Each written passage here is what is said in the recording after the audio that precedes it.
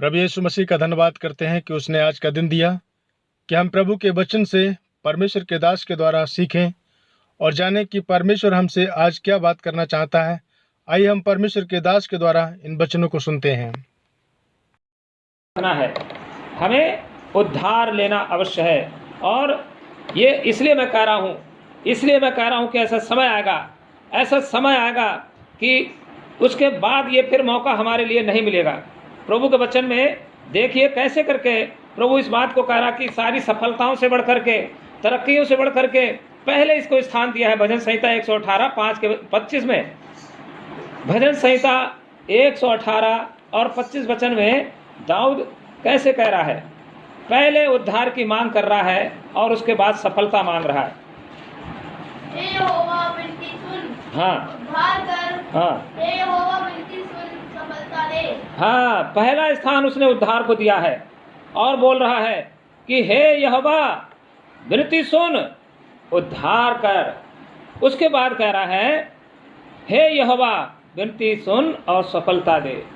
कोई भी सफलता की जो हमें जरूरत है, आवश्यकता है, वो उद्धार में शामिल है। किसी भी प्रकार की तरक्की, उन्नति अगर हमें चाहिए तो उद्धार में वो रखी हुई है और प्रभु हमें वो सब कुछ देगा। प्रभु ने कहा पहले धर्म और राज की खोज करो तो ये सब वस्तुएं तुम्हें मिल जाएंगी। प्रिय भाई और बहनों, हमें और हमारे परिवार को, परिवार के प्रत्येक जन को, हमारे बच्चों को, सबको उद्धार के अनुभव में आना अति आवश्यक है। और ये पहला कदम और जीवन की पहली सांस जो होती है, ऐसे करके हमें उद्धार को लेना है और इसके प्रति किसी भी रीति से हमें अनदेखा नहीं करना है। प्रिय भाइयों, इस बात के लिए हम देखते हैं फिरौन ने, जो मिस्र का राजा फिरौन था, उस मूर्ख ने इस बात को कल के ऊपर टाल दिया। मुसीबत आई हुई है उसके ऊपर। मेंढक जो है उसके पूरे देश पर छा गए हैं। लेकिन वो जब मूसा ने और हारून ने कहा कि क्या हम प्रार्थना करें कि ये मेंढक चले जाएं और समुद्र में जाकर रहे, तो वो कह रहा नहीं, अभी नहीं, तू कल प्रार्थना करना। प्रभु की बातों के लिए उसके लिए कोई भी पहला स्थान नहीं था और वो उसको कल के ऊपर टाल दिया। प्रिय भाई और बहनों, ये उद्धार का विषय, पापों की क्षमा का विषय कल के ऊपर नहीं टालना है। प्रभु के वचन से हमें अभी देखेंगे कि कल का उद्धार का दिन आज है और कल का दिन विनाश का दिन है। यहाँ पर पढ़िएगा निर्गमन, बल्कि यहाँ पर जो हमने पहला समूएल में देखिएगा, पहला समूएल 19 का 11, पहला समूएल और उसका 19 अध्याय और उसका 11 वचन।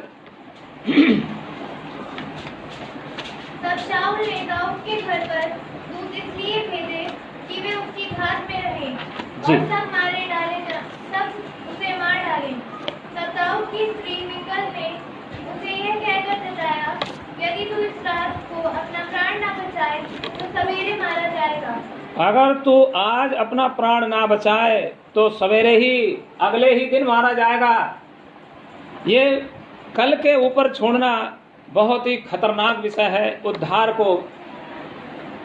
को हल्के में लेना, पापों की क्षमा को हल्के में लेना, इसको कल के ऊपर टालना। और यही हमने अभी पढ़ा कैसे करके। यहाँ पर जो देखिए, तब शाऊल ने दाऊद के घर पर दूत इसलिए भेजे कि वे उसका घात करें, उसकी घात में रहें और सवेरे उसे मार डालें। तब दाऊद की स्त्री मीकल ने उसे ये कहकर जताया, यदि तू इस रात को अपना प्राण ना बचाए तो सवेरे मारा जाएगा। कल की सुबह देखने को नहीं मिलेगी। प्रिय भाई बहनों, परमेश्वर की ओर से ऐसा प्रबंध है कि प्रभु यीशु मसीह पे विश्वास करने के द्वारा अपने पापों की क्षमा को प्राप्त करके हम उस मृत्यु से बच सकते हैं और अनंत काल की मृत्यु से बच सकते हैं, नरक से बच सकते हैं। ये ऐसा विषय हमारे जीवन में होना चाहिए कि जैसे क्या कुछ कहें कि जीवन में कोई भी विषय ऐसा है ही नहीं कि इसके आगे या इसके ऊपर रखा जाए और इसको पा करके फिर केवल इसी का ही जीवन होकर के रह जाए। जीना हमारा ये मकसद हो जाए, जीवन हमारा जरिया, ये जीवन हमारा बन जाए, हमारा जीने का मकसद और कुछ भी ना रहे, क्योंकि ये इतना खास और मुख्य विषय है हमें पल भर का नहीं पता कि हम कब मर जाएंगे, हमें पल भर का नहीं पता कि दुनिया कब नाश हो जाएगी, हमें पल भर का नहीं पता कि अगले पल क्या होगा। प्रिय भाई बहनों, यहाँ ये दाऊद के विषय में हम कहते हैं ये बहुत संकट में था, बहुत ही संकट में था और कुछ नहीं समझ में आ रहा था और ये मौत से घेरा हुआ था, दुश्मनों के घेराबंदी में था और इसके लिए इसकी पत्नी सलाह दे रही है। तब दाऊद की स्त्री मीकल ने उसे ये कहकर जताया, यदि तू इस रात को अपना प्राण ना बचाए तो सवेरे मारा जाएगा। इसलिए हमें उद्धार के लिए आज ही का दिन है, उद्धार के लिए आज ही का दिन है, कल का दिन हमारे पास नहीं है। कल का दिन जो है मृत्यु का दिन है और मारे जाने का दिन है। और देखिए प्रभु के वचन में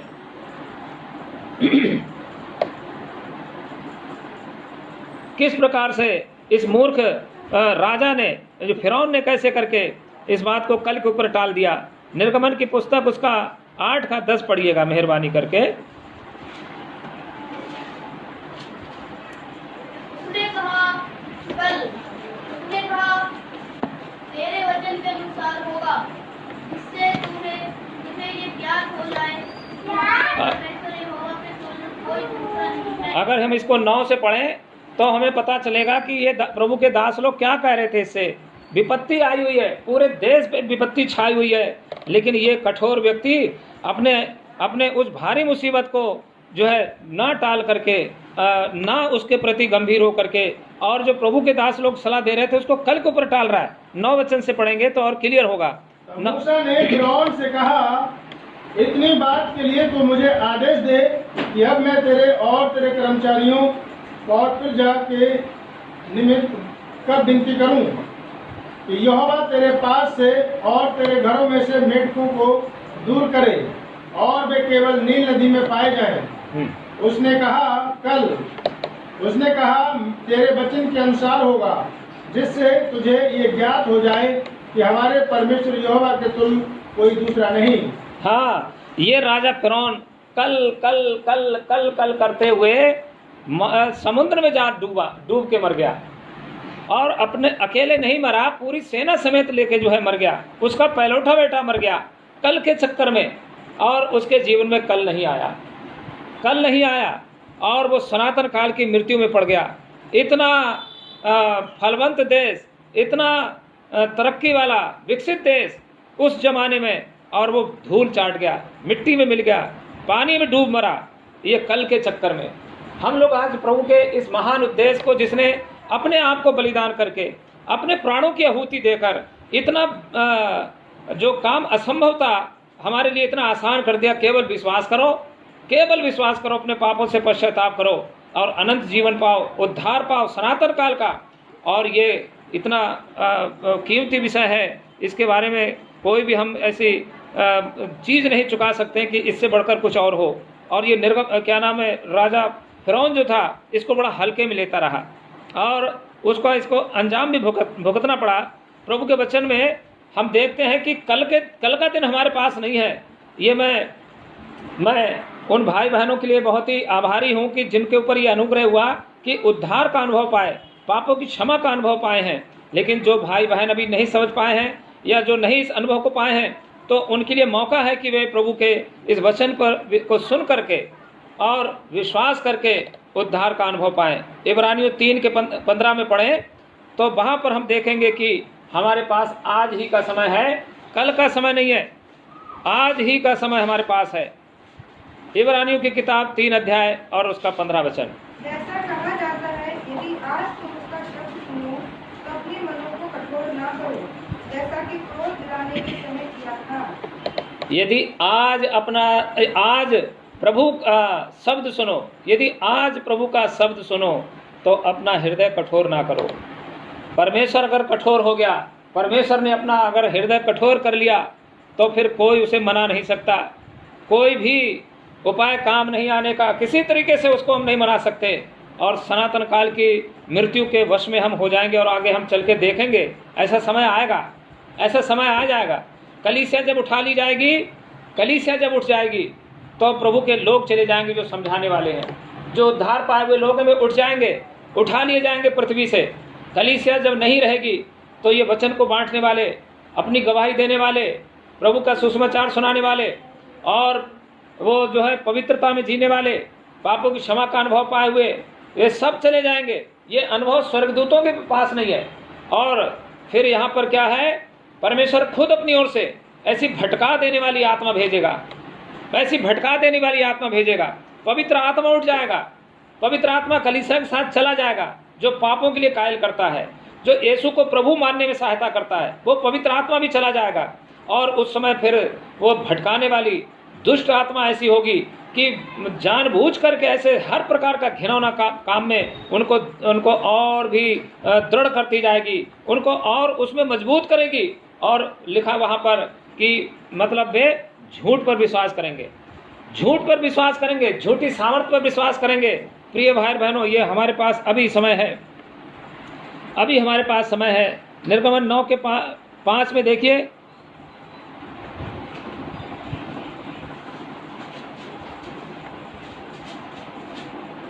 फिर यहोवा ने ये कहकर एक समय ठहराया, मैं यह काम इस देश में कल करूँगा।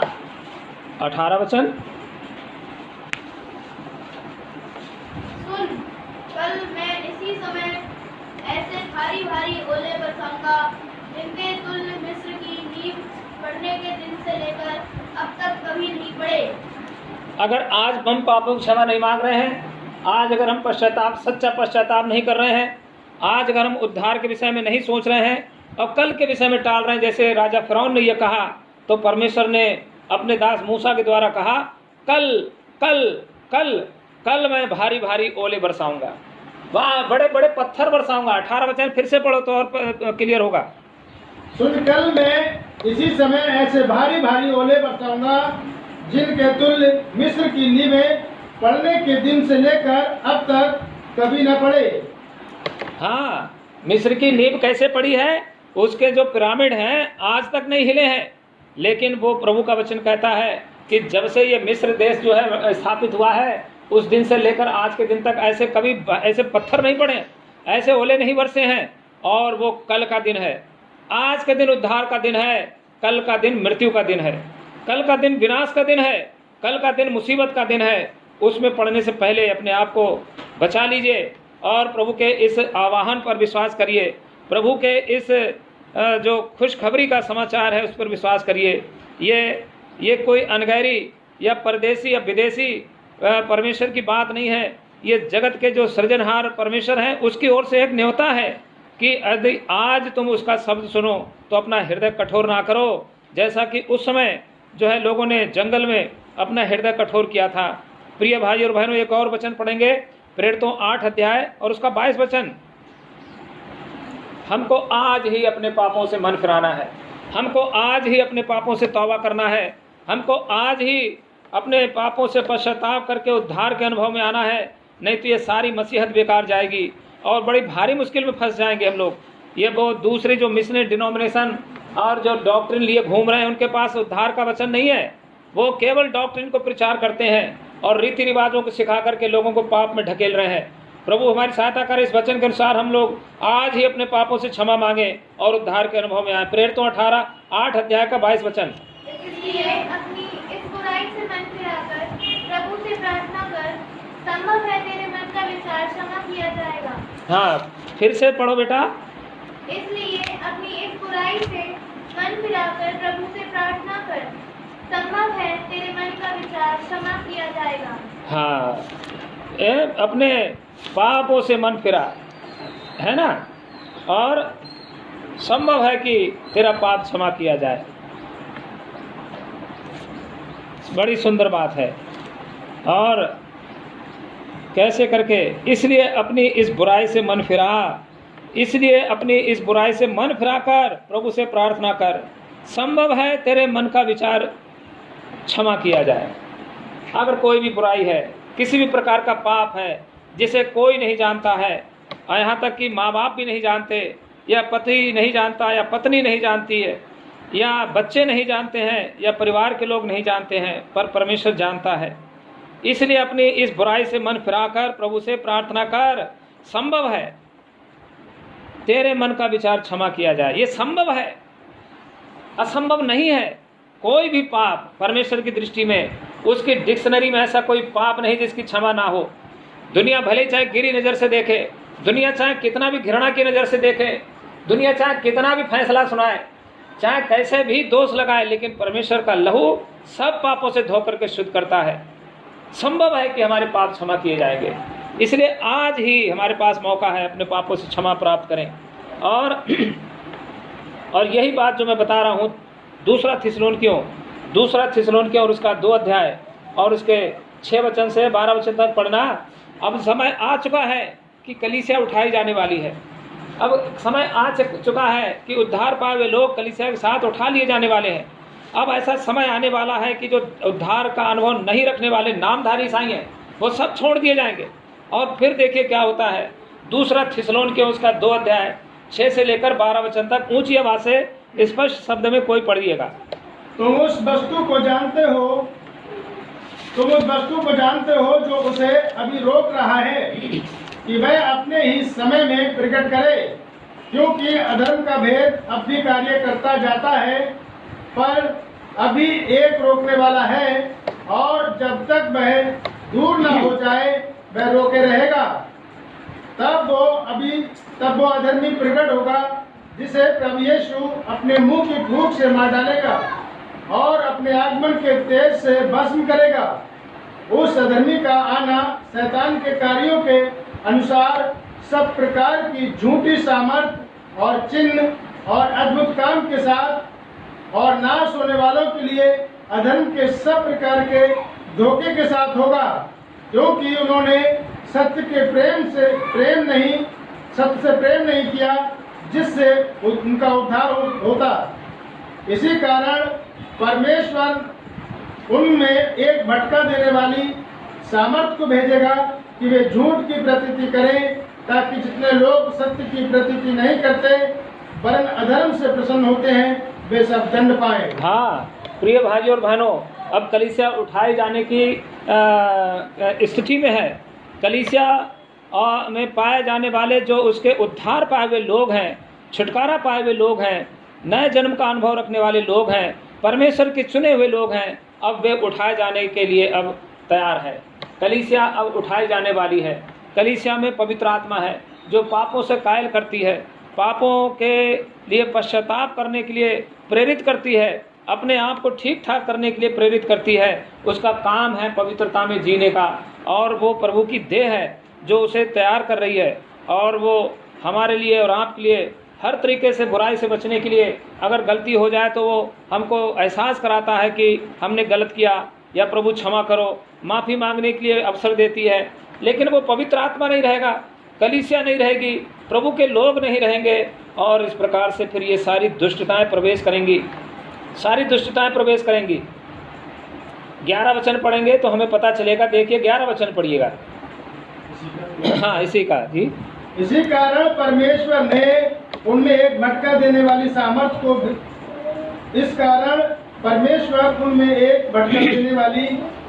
को भेजेगा कि वे झूठ की प्रतीति करें। परमेश्वर ही ये काम को करेगा, परमेश्वर ही इस काम को करेगा। शाऊल के अंदर एक ऐसी दुष्ट आत्मा डाल दी और वो इस प्रकार से वो जो है पीड़ित होने लगा।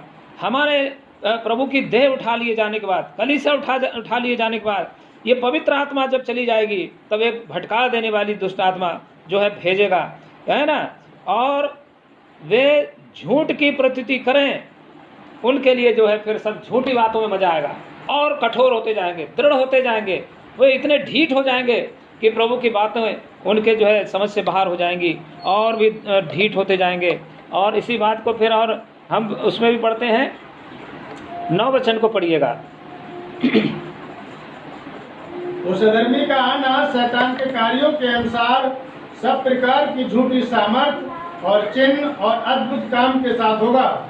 हाँ, ये जो चिन्ह और चमत्कारों का होना शैतान के लिए कोई बड़ी बात नहीं है, वो भी प्रभु के ही जैसे करता है। और उनके बीच में भी चमत्कार, चिन्ह चमत्कार, सामर्थ्य काम होंगे, लेकिन वे उद्धार पाए बिना भी होंगे। ऐसे लोग जो हैं वे ऐसे भ्रमित कर सकते हैं कि हम भी देखो प्रभु के लोग हैं, हम भी हैं उद्धार पाए हुए, लेकिन वे प्रभु के चुने हुए नहीं होंगे। उनके कर्मों से हम जान लेंगे कि वे उद्धार पाए हुए लोग नहीं हैं, परमेश्वर के चुने हुए लोग ही हैं। और उस अधर्मी का आना शैतान के कार्य के अनुसार सब प्रकार की झूठी सामर्थ और चिन्ह और अद्भुत काम के साथ आना होगा। इसलिए प्रिय भाई बहनों, हम अपने आप को प्रभु के उस देह में अपने आप को एक स्थान प्राप्त करें, उद्धार पाने के बाद अपने प्रभु के घर में एक स्थान को प्राप्त करें, और जिसे प्रभु तैयार करके लेने के लिए आ रहा है। और फिर इसी वचन को हम 10वें में पढ़ेंगे। 10 वचन को पढ़िएगा मेहरबानी करके। और नाश होने वालों के लिए अधर्म के सब प्रकार के धोखे के साथ होगा, क्योंकि उन्होंने सत्य से प्रेम नहीं किया जिससे उनका उद्धार होता। हाँ, कितनी अच्छी बात है। प्रभु ने कितना बड़ा मौका दिया, कितना लंबा समय दिया। सारी बातें कई बार हमें भाई लोग जो है फोन से भी बात करते हैं, कभी हम आपस में भी बात करते हैं, कभी हमें प्रभु परिस्थितियों में ले जाकर बात करता है, कभी वचन के द्वारा बात करता है, कभी संदेशों के द्वारा बात करता है। लेकिन यहाँ पर हम पढ़ते हैं क्योंकि उन्होंने सत्य से प्रेम नहीं किया जिससे कि उनका उद्धार होता। वो यहूदा इस्करियोती कितना अभागा था कि प्रभु उसके पैर छू के चले गए। प्रभु उसके पैर छू के चले गए। जब पैर धोए प्रभु ने अपने चेलों के, तो समझो प्रभु गुरु होकर के उनके पैर छू कर चले गए। लेकिन उसके समझ में नहीं आया कि ये प्रभु जो पैर छू रहा है, मेरे धो रहा, ये है कौन। हम सालों से संगति कर सकते हैं, सेवा में रह सकते हैं, लेकिन उद्धार से वंचित रह सकते हैं। इसलिए प्रिय भाई बहनों, ये उद्धार हमारे लिए बहुत जरूरी है। ये मैं अक्सर बोलता हूँ कि किसी घर का सदस्य होने के लिए जन्म लेना जरूरी है, या उस घर में गोद लिया जाए, या उस घर में ब्याह करके लाया जाए, तब उस घर के हम मेंबर होते हैं। हम दोस्त हो सकते हैं, हम व्यापारी आपस में पार्टनरशिप कर सकते हैं, लेकिन अपने उस परिवार की संपत्ति पर अधिकार नहीं कर सकते। इसलिए प्रभु ने कहा कि यदि तुम जब तक नए सिरे से ना जन्मो तब तो परमेश्वर के राज को देख नहीं सकते। प्रिय भाई बहनों, ये बहुत ही आवश्यक विषय हमारे लिए पूरी छूट है। आनंदित रहें, प्रसन्न रहें, तरक्की करें, उन्नति करें, आशीष पाएं, प्रार्थना करें, चंगाई के, सामर्थ्य के, हर प्रकार के हम काम करें। प्रभु वरदान दिया है, लेकिन ये सबसे पहले हमारे लिए उद्धार के अनुभव में आना आवश्यक है। प्रिय भाई बहनों, ये हो सकता है कि आखिरी पल हो और अंतिम हमारे लिए अवसर हो, क्योंकि कुछ नहीं पता कि प्रभु कब आ जाए। 11 वचन को पढ़ेंगे हम लोग, 11 वचन पढ़ेंगे इसमें। इसी कारण परमेश्वर ने उनमें एक भटका देने वाली सामर्थ को भेजेगा, वे झूठ की प्रतीति करें। हाँ, इसी कारण परमेश्वर उनमें एक भटका देने वाली सामर्थ को भेजेगा कि वे झूठ की प्रतीति करें। और 12 वचन, ताकि जितने लोग सत्य की प्रतीति नहीं करते वरन अधर्म से प्रसन्न होते हैं, वे सब दंड पाए। हाँ, इसलिए प्रिय भाई बहनों, प्रभु एक न्योता दे रहा है, प्रभु एक ऐसा निमंत्रण दे रहा है। यशायाह की किताब में अगर हम पढ़ें उसका 5 का 9, तो प्रभु क्या हमसे बोलता है। देखिए यशायाह की पुस्तक उसका 5 अध्याय और उसके 9 वचन में,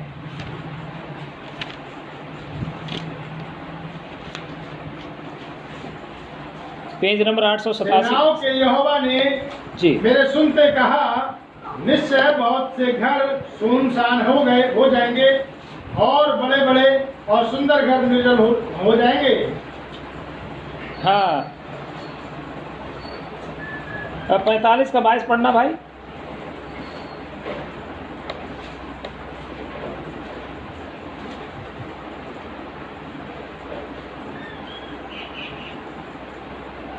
हे पृथ्वी के दूर दूर के देश के रहने वालों, तुम मेरी ओर फिरो। हाँ। और उद्धार पाओ। हाँ, ये वचन है। हे पृथ्वी के देश देश के लोगों, तुम मेरी ओर फिरो और उद्धार पाओ। ये अवसर आज का है, कल का नहीं है। ये मौका आज का है, कल के लिए नहीं है, अगले पल के लिए नहीं है। और प्रभु हमको यह मौका दिया है। और यहाँ पर अभी भाई ने पढ़ा, हे पृथ्वी के दूर दूर देश के रहने वालों, तुम मेरी ओर फिरो और उद्धार पाओ, क्योंकि मैं ही परमेश्वर हूँ और दूसरा कोई नहीं है। कहाँ जाएं उद्धार पाने के लिए?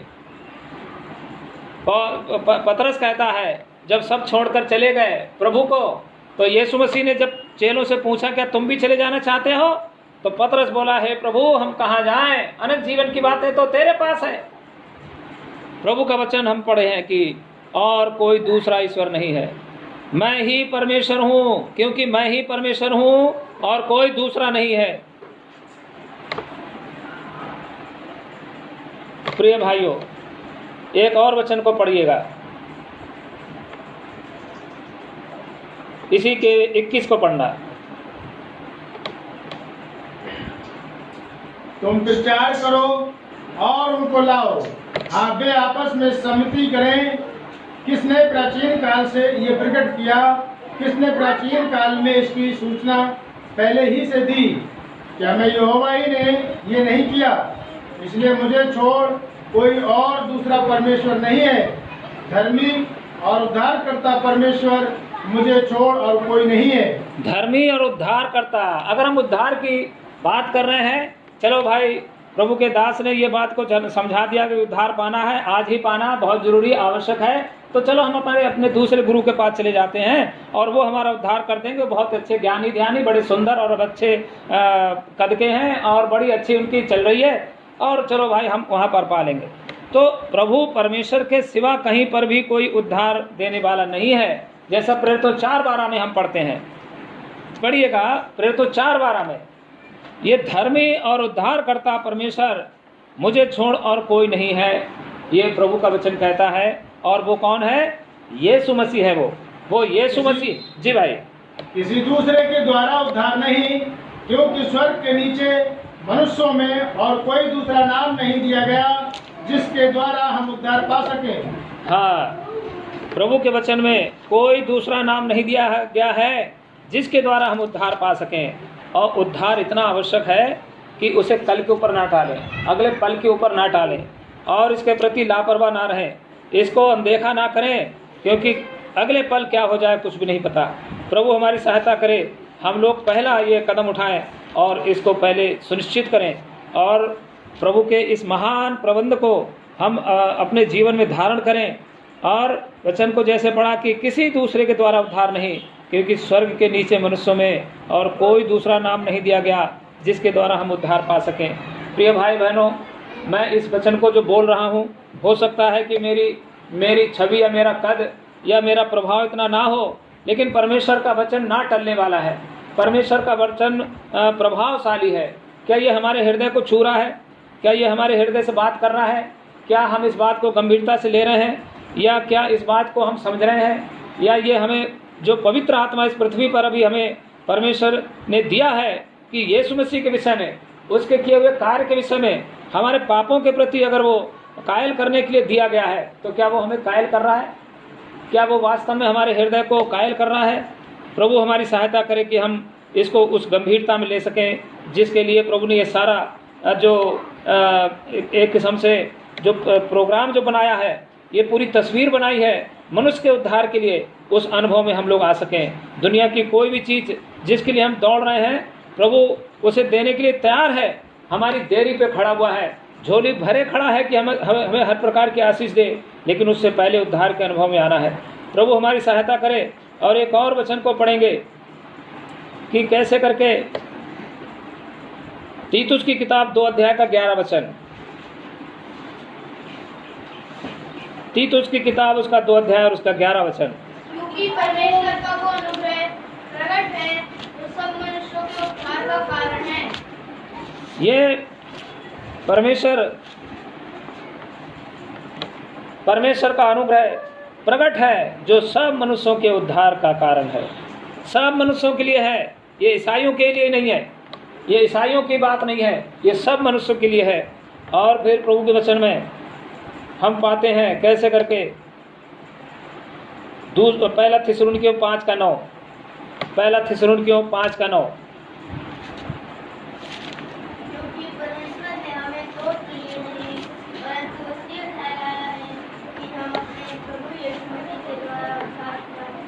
किसके द्वारा उद्धार प्राप्त करें? यीशु मसीह के द्वारा उद्धार प्राप्त करें। ये उद्धार प्राप्ति का जरिया कोई और ना बनाए, कोई और ना बनाए, ना कोई मिशन को, ना कोई संस्था को, ना पास्टर को, ना फादर को, ना सिस्टर को, ना मरियम को, ना स्वर्गदूत को, किसी को भी ना बनाए। ये उद्धार का जरिया केवल प्रभु यीशु मसीह है, जैसा उसका वचन बताता है। क्योंकि परमेश्वर ने हमें क्रोध के लिए नहीं, परंतु इसलिए ठहराया है कि हम अपने प्रभु यीशु मसीह के द्वारा उद्धार को प्राप्त करें। ये उद्धार का प्रबंध यीशु मसीह में परमेश्वर ने ठहराया है। और इसे जो पागल पा लिए हैं, उद्धार को जो प्राप्त कर लिए हैं, उनके लिए प्रभु के वचन के अनुसार हम एक सुझाव देना चाहते हैं। फिलिपियों की किताब उसका 2 अध्याय और उसके 12 वचन में, जो लोग प्रभु के अनुग्रह से उद्धार को प्राप्त किए हैं, उनको ये सौभाग्य है या उनको ये मौका है कि अपने इस उद्धार को सुरक्षित रखें, उसमें कोई भी भ्रम ना आने दें, कोई भी शंका ना आने दें, किसी प्रकार से किसी के कहने में आकर भ्रमित ना हो। अरे तुम कहाँ चले गए हो, गलत संगति है, अरे तुम किसके पास चले गए, वो व्यक्ति खराब है। हम खराब हो सकते हैं, मैं खराब हो सकता हूँ, लेकिन प्रभु और उसकी कलीसिया नहीं किसी प्रकार से खराब हो सकती है। जो प्रभु के उद्धार के अनुभव में आ गए भाई बहन, वो बड़ी सावधानी के साथ रहें और इसकी रखवाली करें। पढ़िएगा मेहरबानी करके फिलिपियों 2 अध्याय का 12 वचन। इसलिए हे मेरे प्रियो, जिस प्रकार तुम सदा से आज्ञा मानते आए हो, वैसे ही अपनी ना केवल मेरे साथ रहते हुए पर विशेष करके अब मेरे दूर रहने पर भी डरते और कांपते हुए अपने अपने उद्धार का कार्य पूरा करते जाओ। डरते और कांपते हुए अपने अपने उद्धार का कार्य पूरा करते जाओ। डरते और कांपते हुए अपने अपने उद्धार का कार्य पूरा करते जाओ। हम अपने बाकी कार्य जो है एक भी नहीं छोड़ते हैं। हम अपने घर के कार्य एक भी नहीं छोड़ते हैं। जहां हम कार्यरत हैं, हम वहाँ का काम कोई भी नहीं छोड़ते हैं। हम हर प्रकार से सहते हैं, बर्दाश्त करते हैं और उसको पूरा करने के लिए प्रयास करते हैं या जतन करते हैं। लेकिन उद्धार के कार्य को पूरा करने के लिए हम कितना चिंतित हैं। हम अपने उद्धार के कार्य को डरते और कांपते हुए किस रीति से पूरा कर रहे हैं। प्रभु के घर में, प्रभु के लोगों में कैसा अपना आदर्शमय जीवन को जी रहे हैं। और अगर हम देखें तो मैं जैसे कई चीज़ों को देखता हूँ, सालें गुजर गई, लेकिन अगर देखा जाए तो पूरा एक गीत भी शायद किसी को नहीं मालूम होगा। लेकिन कुछ लोग ऐसे भी हैं बेचारे, अनपढ़ होते हुए भी उन्होंने गीतों को सुन करके याद कर लिया। अपने कामों के समय में, अपने खाली समय में, अपने किसी भी ऐसे यात्रा के समय में प्रभु के गीत गुनगुनाते हैं। उनको गीत पूरे याद हो गए हैं, प्रभु के वचन याद हो गए हैं, प्रभु की आराधना ठीक से करने लगे हैं, प्रार्थना क्या होती वो जान गए हैं, क्योंकि वे इस बात में रुचि लेने लगे हैं और प्रभु के नाम की गवाही देते हैं। अपने बदले हुए जीवन को जी रहे हैं, नए जन्म के अनुभव में चल रहे हैं और प्रभु के जो ठहराए हुए नियम है उसके घर के उनका पालन कर रहे हैं। लेकिन अगर देखें जिन्होंने अभी उद्धार नहीं पाया है, वो उसको समझ नहीं पा रहे हैं और इस कारण से वे अपने उद्धार की रखवाली भी नहीं कर पा रहे हैं। वे अपने उद्धार के अनुभव को बांट नहीं पा रहे हैं और वास्तव में जिसका उद्धार हो गया है वो चैन से नहीं बैठता है। वो चैन से नहीं बैठता है, चाहे उसके पास कितनी भी मुसीबतें हों, चाहे कितनी भी परेशानियां हों, चाहे हारी बीमारी, दुख तकलीफ और गरीबी कुछ भी क्यों ना हो, लेकिन इस उद्धार के आनंद का उसको जो है वो कोई रोकने वाला नहीं है। और उसके लिए समय पर ठहरावे समय पर प्रभु सब कुछ उपलब्ध कराता है। उस प्रभु का दास दाऊद कहता है कि मैंने लड़कपन से लेकर और बुढ़ापे तक ये देखा है कि धर्मी जन को कभी त्यागा हुआ या टुकड़ों पर पलते हुए नहीं देखा है। परमेश्वर अपना अनुग्रह का हाथ बढ़ाकर सब प्रकार की आशीषें देता है। इसलिए प्रिय भाई बहनों, हमको सब बातों के लिए प्रभु देने के लिए तैयार है, लेकिन अपने उद्धार के अनुभव को हमें जीना है और इसकी रखवाली करते हुए हमें बढ़ना है। और इस बात को ध्यान में रखें कि डरते और कांपते हुए अपने अपने उद्धार का कार्य पूरा करते जाओ। हर दिन इस बात की समीक्षा करें, हर दिन इसकी देख रेख करें या इसकी जांच करें कि आज हमने उद्धार के प्रति क्या किया। क्या आज हमने प्रभु के नाम से किसी को गवाही दी? ये उद्धार के काम को, जो उद्धार जो प्रभु ने हमें दिया उसका अनुभव किसी को बांटा, या प्रभु का वचन किसी को दिया पर्चा, या किसी को प्रभु के पास लाने की कोशिश की, या उसके घर के संबंध में, उसके कार्य को बढ़ाने के संबंध में किसी प्रकार की कोई बात हमने सोची? हमने किसी भाई या बहन को जो प्रभु में है उन्हें फ़ोन करके उन्हें प्रभु में बढ़ाया, उनको उभारा? कोई नया है, नहीं समझ पा रहा है कैसे करके जिया जाए, उसको सुझाव दिया। और इस प्रकार से हम जांचें, हम देखें, परखें कि हम कर क्या रहे हैं इस उद्धार के लिए। अगर अभी जैसे कोई भी मशीनरी उसको इस्तेमाल ना करें और वो रखी रहे, कोई इलेक्ट्रॉनिक आइटम, उसमें करंट अगर ना जाए तो उसके सारे पुर्जे बेकार हो जाएंगे। ये उद्धार को अगर हम इस्तेमाल नहीं करेंगे तो ये जो है ये धूमिल हो जाएगा, धुंधला हो जाएगा और इसका मतलब हम नहीं समझ पाएंगे। एक और वचन पढ़ लीजिए और प्रभु की महिमा के लिए रोमियो की पुस्तक 13 अध्याय और उसके 11 वचन को पढ़ना।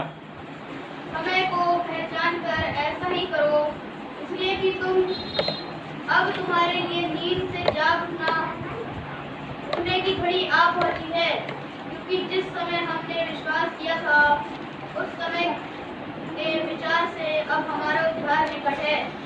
हमारा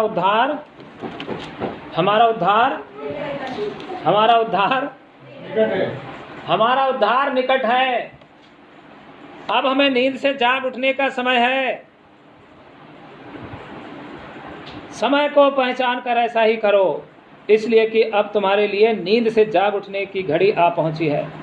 उन 10 कुंवारियों में से 5 मूर्ख कुंवारियों के जैसे ना बने, समझदार कुंवारियों के समान बने और उन सेवकों के समान ना बने जो प्रभु के अपने मालिक के आने के प्रति लापरवाह रहे, खाया पिया मस्ती करी और अपने नीचे वालों को मारा पीटा और ऐसे दुर्दशा में अपने जीवन को जिया।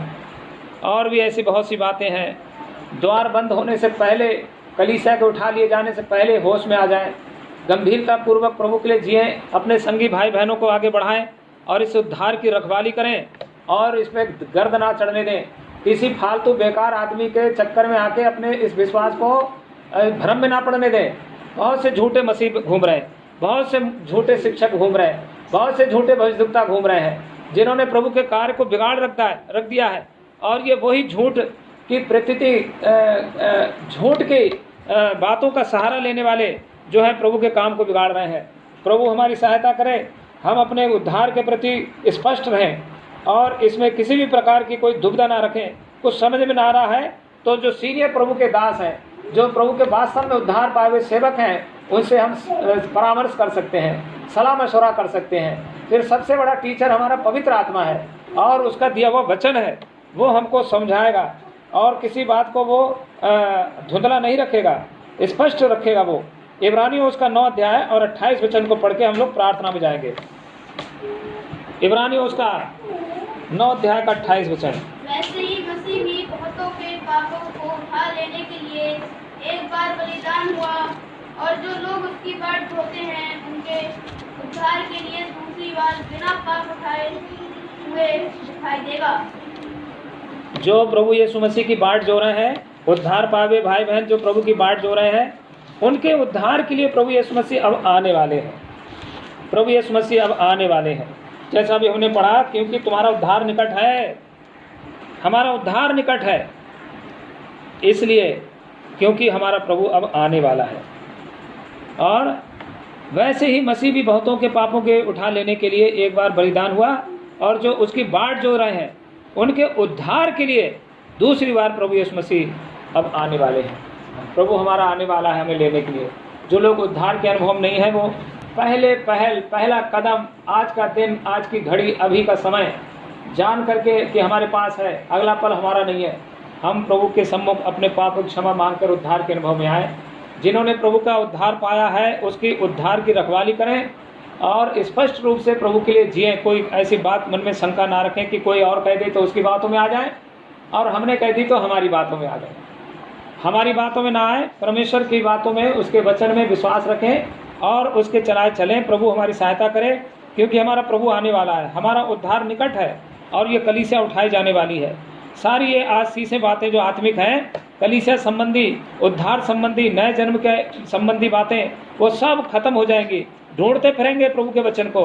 हो सकता है ये बाइबल तो हो लेकिन इसके बारे में समझाने वाले ना हो, पवित्र आत्मा भी नहीं होगा और ये सारी बातें फिर हमारे लिए और भी झूठ में दृढ़ करती जाएंगी, झूठी सामर्थ्य में फंसाती जाएंगी और झूठ का सहारा लेने के लिए प्रेरित करेंगी और फिर ऐसी ही सब बातें बिगड़ती चली जाएंगी। प्रभु हमारी सहायता करे। उससे पहले हम लोग अपने संबंधों को प्रभु के साथ ठीक करें और प्रभु के मेज के सामने आकर अपने आप को जांचें। प्रभु हमारी सहायता करें। हम अपने भाई करण से निवेदन करेंगे कि वे प्रभु से प्रार्थना करें इस वचन के लिए और प्रभु के मेज में भाग लेने के लिए प्रभु हमारी सहायता करें। सभी भाई बहनों को जय मसीह।